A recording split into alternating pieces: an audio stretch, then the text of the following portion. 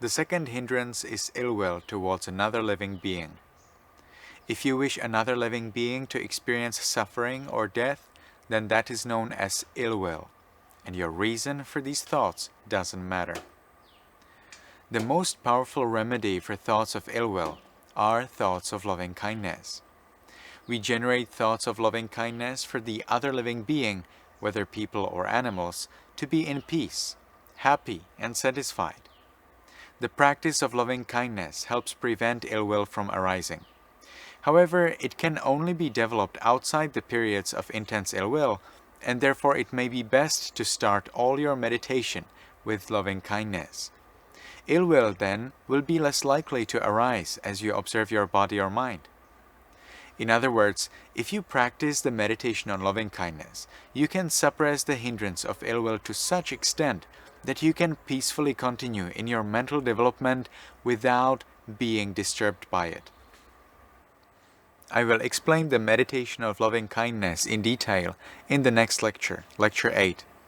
For the time being, you can contemplate yourself and the object of your ill will as 4 elements in the different parts and tissues of your body, such as hair, body hair, nails, skin, teeth, and so on. These parts consist of 4 elements: solidity, cohesion, temperature, and motion. You can also contemplate the 4 aggregates of mind, the fourfold flux of feelings, perceptions, intentions, and consciousness. Otherwise, you can contemplate both your and their body as a compound of hair, body hair, nails, teeth, skin, flesh, bones, and so on, as the different kinds of tissues and organs in the body, and as the consciousness which arises and passes away billions of times per second. Understanding your body and mind in this manner, you extend that wisdom to the object of your ill will and realize that they are worthy of love to the same extent as you are. All beings, including you and your enemy, wish and deserve to experience peace and satisfaction. It will be helpful for us to decrease our self-conceit while developing patience and goodwill towards other beings. In this way, we can come to a better balance, which enables us to generate the arising of loving kindness towards all beings, including ourselves.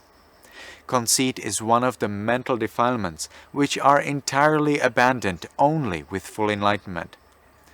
Perhaps the most effective practice for decreasing conceit is the practice of observing the 32 parts of our body, as explained in Lecture 11. The attainment of deep concentration in loving kindness is the second remedy for ill will. There is a broad range of practices of concentration on loving kindness.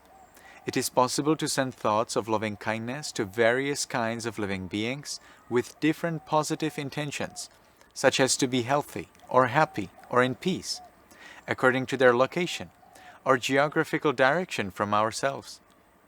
The most powerful kind of loving-kindness practice is the unlimited, all-encompassing. Radiating loving-kindness to all living beings without any distinction can support the understanding of sameness in all, including oneself, and thereby eliminate any kind of comparison, contempt, or pride. The third remedy for ill will is reflecting upon the law of Kamma. Kamma is the relationship of one's own deliberately committed actions and the experience of their consequences. The word Kamma is commonly used for actions done with the belief in the existence of a permanent self. Vipaka is then the Pali word commonly used for the consequence of such actions. According to the Buddhist scriptures, although an action is committed just one time, its consequences may be experienced at any one of 3 different times, either right after the action, later during one's life, or in a next life. In the remedy for ill will hindrance, we contemplate the law of Kamma as the unskillful actions which we committed in the past, and that the present suffering we experience apparently at the instigation of another is just the result of our own prior action. I would like to add here that some of you might believe the Buddha taught that everything we experience is the result of Kamma.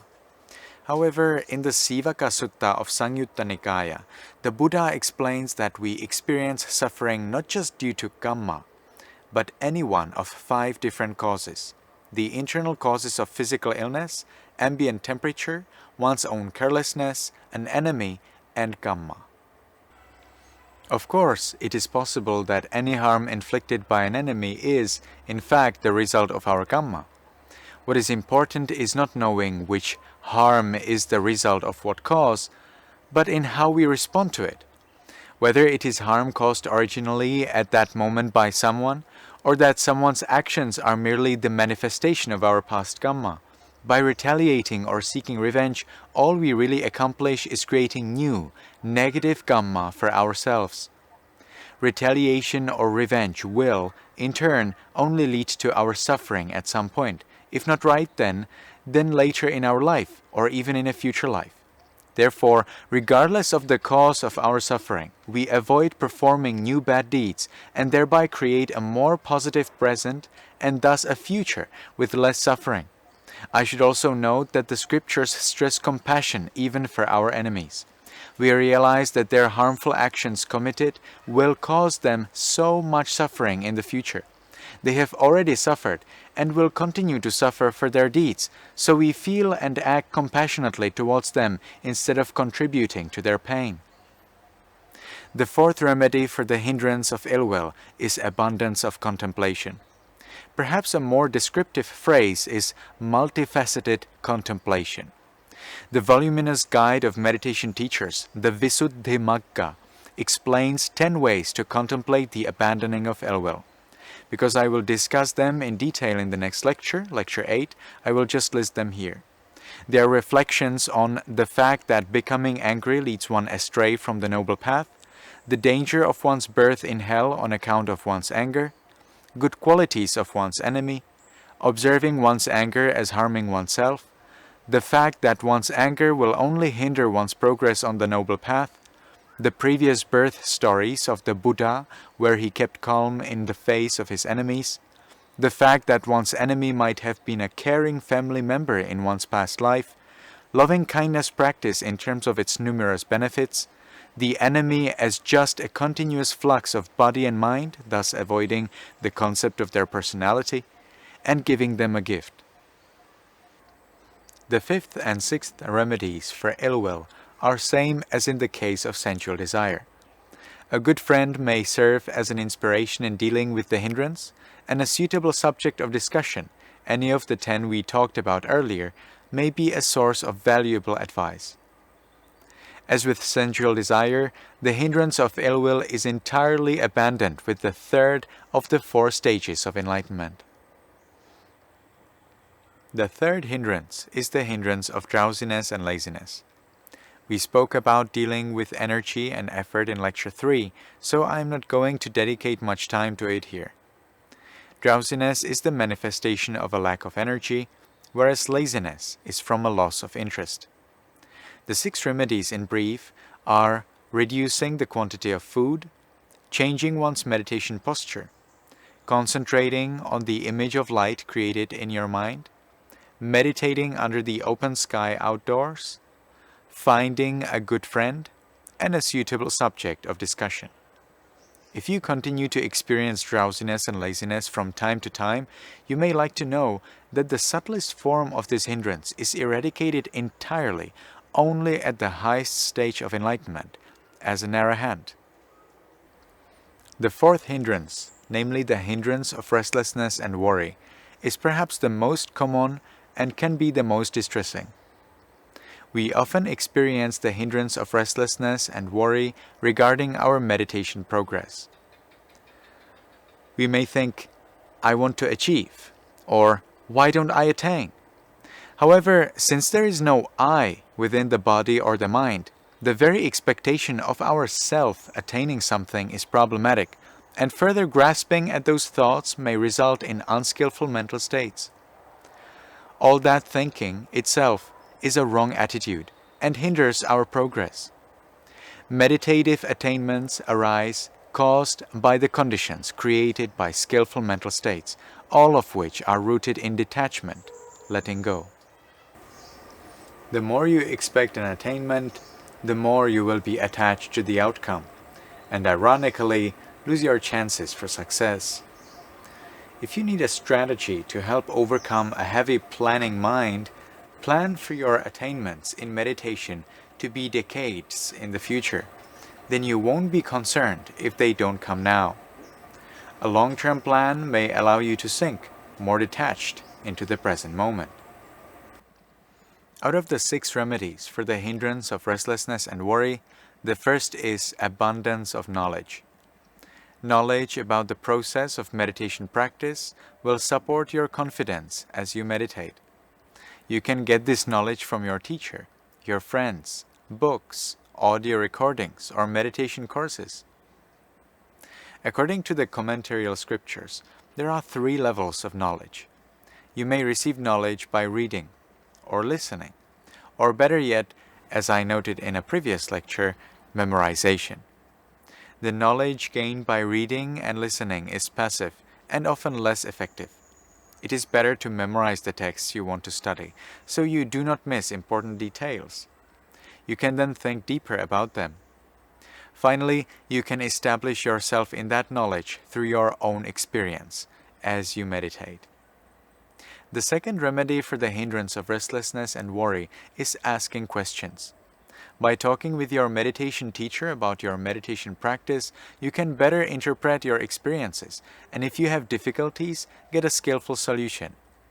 You may also learn some tips and tricks about how to make your mind clear from doubts and restlessness. The third remedy is an excellent knowledge of the discipline. The discipline here is a set of precepts or rules to follow in order to keep ourselves mindful and on track during our practice. As I have already mentioned, monks follow over 90 billion rules. These help us be mindful of everything we do. Non-ordained people follow 5 or 8, nuns follow 8 or 10, and novices 10. Whatever the set of rules you follow, it helps you gain confidence in how to behave correctly and enact a praiseworthy training, thereby dispelling any doubts about yourself when you meditate. When doubts or disturbing thoughts arise about some unskillful action you did in the past, just think about following the precepts in the present moment. If you follow a single precept, you are an excellent person in 1 way. If you follow 5, you are an excellent person in 5 ways. In this way, you remind yourself, never mind what happened before, now I am an excellent person, not just in 1 or 2 ways, now I am an excellent person in 5 ways at once. The fourth remedy for restlessness and worry is serving one's elders. By helping older people, you help safeguard an important source of knowledge of life. You render a service to those who can share with you what you don't know. And you yourself serve as an inspiration to others in this meritorious undertaking. Remember these good deeds and remind yourself of the resulting happiness you experienced as you meditate. Alternatively, you can remember any of your donations, good advice, or any kind of appreciated support you ever did for another living being. All this may increase protective, positive, and moral thoughts while you meditate. The fifth and sixth remedies are again a good friend and a suitable subject of discussion. This hindrance is understood as a hindrance in both negative and positive forms. The positive form is a kind of altruistic concern. For example, one feels genuine concern about somebody else's well-being. Compassionate concern for another is obviously a good quality, not a hindrance. But it can become a hindrance if it generates restlessness, anger, or depression, and thus disturbs one's meditation practice. It is entirely abandoned only with the attainment of full enlightenment, becoming an Arahant. We have now come to the last of the 5 hindrances, the hindrance of doubt.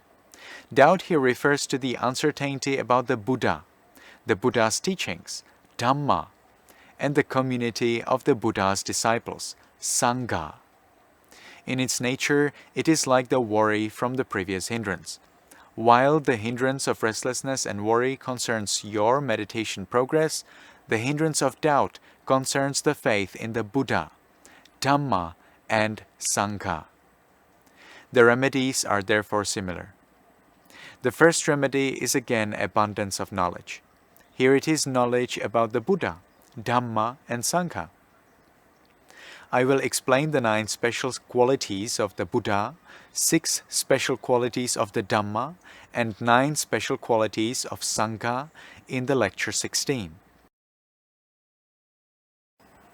In brief, the 9 qualities of the Buddha are that he was free from all defilements, fully enlightened, perfect in knowledge and conduct, conqueror of his mental defilements, knower of worlds, incomparable leader of persons to be tamed, teacher of gods and humans, enlightened and exalted over the suffering of the world.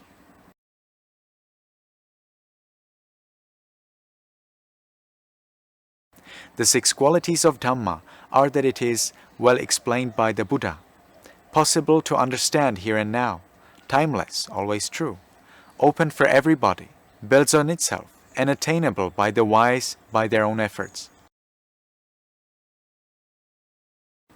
The 9 qualities of Sangha are that it is the Buddha's disciples who follow the correct practice, practice the direct way of enlightenment, practice in accordance with Dhamma, practice appropriately.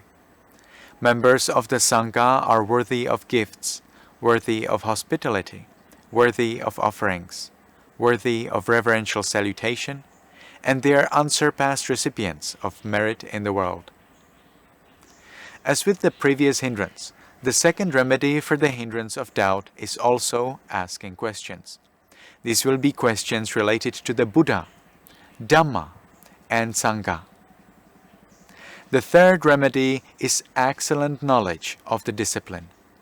Here, knowledge of discipline refers to the Buddha, Dhamma, and Sangha. Reflecting on the excellent conduct of the Buddha and his disciples, it will be possible to gain confidence in them, inspiring us to try to act that way ourselves. The fourth remedy is resolute determination. This remedy is effective also for the hindrance of restlessness and worry. Some yogis may encounter serious depression and doubts during their meditation practice. Sometimes this is caused by their expectation that they can achieve whatever they want by controlling their mind. This is a mirage, however, because control over one's mind is achieved through repeated success in letting go, not by force. Those who have yet to reconcile themselves with the idea of not-self may find themselves conflicted in their meditation. They have to clench their teeth and continue like a bull at a gate, and this can be dangerous if letting go is not applied. Clenching the teeth, he refers to staying at the meditation retreat even as the aversive mind says unbearable and wants you to leave, while letting go means detaching from and allowing any mental states to arise and pass. If you are alone or without a trusted teacher or knowledgeable person, or if you misunderstand the meditation instruction, this can be a dangerous solution. Therefore, I recommend that you stay in touch with your teacher and apply the highest care and pristine mindfulness throughout the time. Finally, associating with a good friend and engaging him or her in a suitable subject of discussion will help you maintain right attitude and enthusiasm on the right path. With the attainment of stream entry, the first of the 4 levels of enlightenment, the meditators free themselves from the hindrance of doubt entirely. In the next lecture, we will discuss the meditation on loving kindness in detail.